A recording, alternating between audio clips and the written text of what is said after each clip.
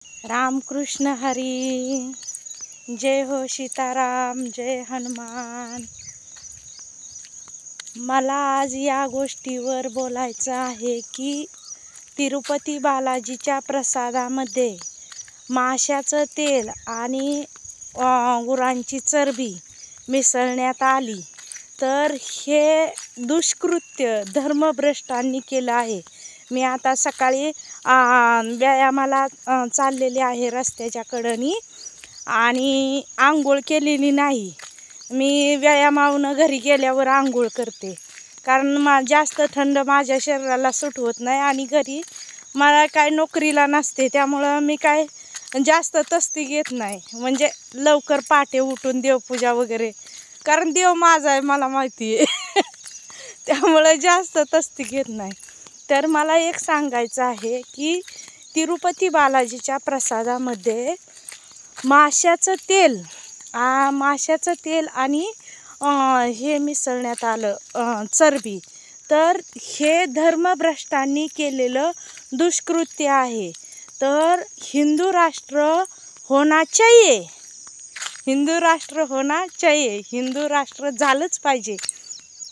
कारण ह्या धर्मभ्रष्टांनी पूर्वी मुस्लिमांचं 350 वर्ष राज्य होतं आपल्या भारत देशावर। त्यावेळेस शिवाजी महाराजांनी, संभाजी महाराजांनी खूप मोठं कार्य केलं, अनेक जाती धर्माचे माणसं एकत्रित केले आणि मुस्लिमांच्या विरोधात ज्यांनी हिंदूंच्या स्त्रियावर अन्याय अत्याचार केले होते त्यांना शिक्षा केली आणि त्यांना पाकिस्तान हे वेगळं देश काढून दिला। त्याच्यामध्ये पाकिस्तानमध्ये काय नुसते मुस्लिमच नाहीत, पण मुस्लिम जास्त संख्येने आहेत आणि हिंदू थोड्या संख्येने आहेत। आणि हिंदूंना भारत हा स्वतंत्र देश काढून दिला। भारताला हिंदुस्तान का म्हणतात? माझ्या प्रश्नाचं उत्तर कुणाला देता आलं का? भारताला हिंदुस्तान का म्हणतात? कारण ते देश हिंदूंचा आहे आणि हिंदूंचा देश असताना तिरुपती बालाजीच्या प्रसादामध्ये माशाचं तेल ओतलं जातं, गुरांची चरबी घातली जाते, चरबीचं तेल वापरलं जातं। मग तुम्ही मला सांगा, आपला धर्म भ्रष्ट करण्याचा प्रयत्न केला का नाही? आता माझ्या गळ्यामध्ये पांडुरंगाची माळ आहे, तुळशीची माळ आहे, रुद्राक्षाची माळ आहे, ही वैजयंती माळ आहे। तर आहे ना, आम्ही जशी माळ घातलेली आहे तसं आम्ही जे वशाटाच्या चुलीवर स्वयंपाक बनवतात, त्यानंतर त्या चुलीवर पाणी तरी मारलं पाहिजे किंवा पोतेऱ्याने सारवलं पाहिजे, त्यानंतरच माळकऱ्याचा स्वयंपाक व्हायचा। आता आले गॅस, त्यामुळं काय आता एवढं नाही, पण तरीसुद्धा गॅस व्यवस्थिशीर पुसून घेतला जातो।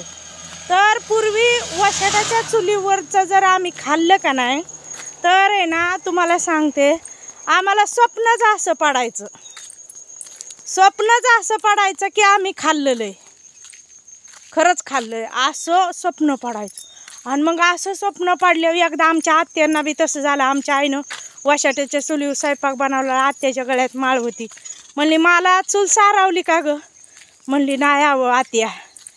मग म्हणली योग मला स्वप्न असं पडलं, आणि एकदा मला बी तसं स्वप्न पडलं होतं।